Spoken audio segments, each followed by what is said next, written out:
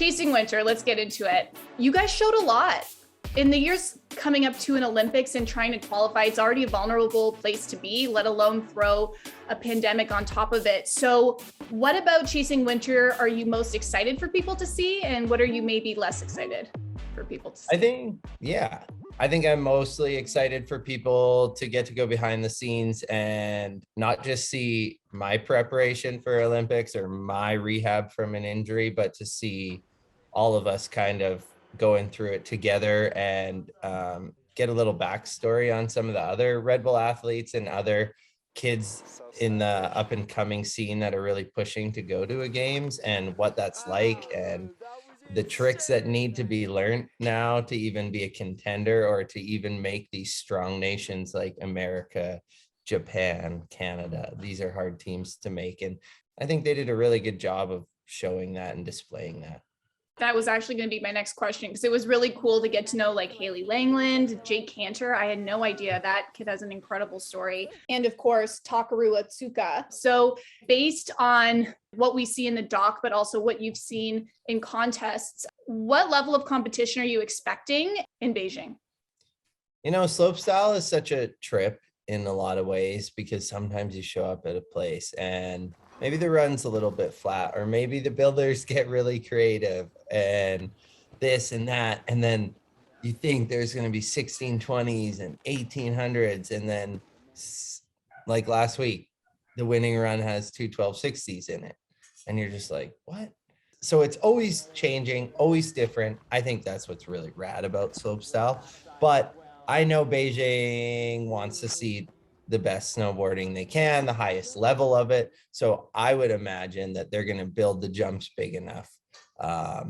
There's going to be really big rails, a perfect course. And then in that sort of like sense, for sure, you're going to see 16, 16, 18 or something along those lines. And then in big air, 16, 18s, 19s. So like really high rotations, lots of technicality in the tricks. And you're going to need to have the biggest tricks to even contend. So I would imagine it's going to be pretty heavy hitting, if you will. The doc shows a lot of your personal growth. A really interesting part was kind of your progression in the backcountry. You know, X Games has always treated you really well, but it was a really interesting thing to see your journey in the natural selection contest. So, you know, when it comes to your riding and your style and your approach heading into Beijing, how is that different from what we saw you doing heading into Pyeongchang?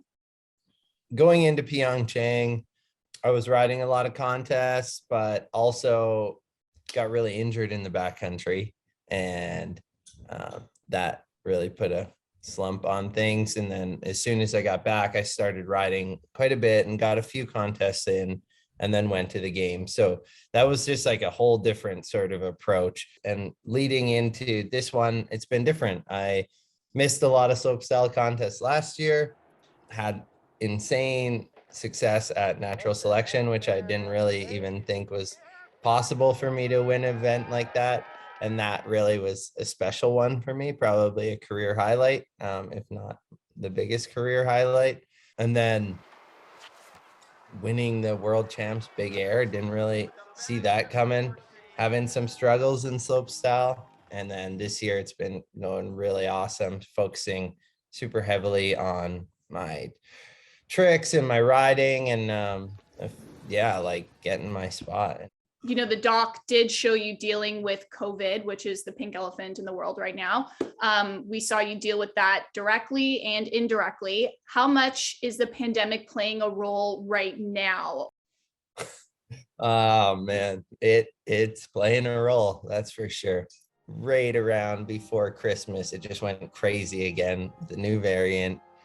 And you have to have negatives to get into these contests to qualify for the games. And then you got to post negatives, like, I think it's Jan 13th, and then 96 hours out, 72 hours out, and then maybe one right before the flight, and then right when you land. So it's real right now, probably the most intense it's been, and the most fear of getting it I've ever had.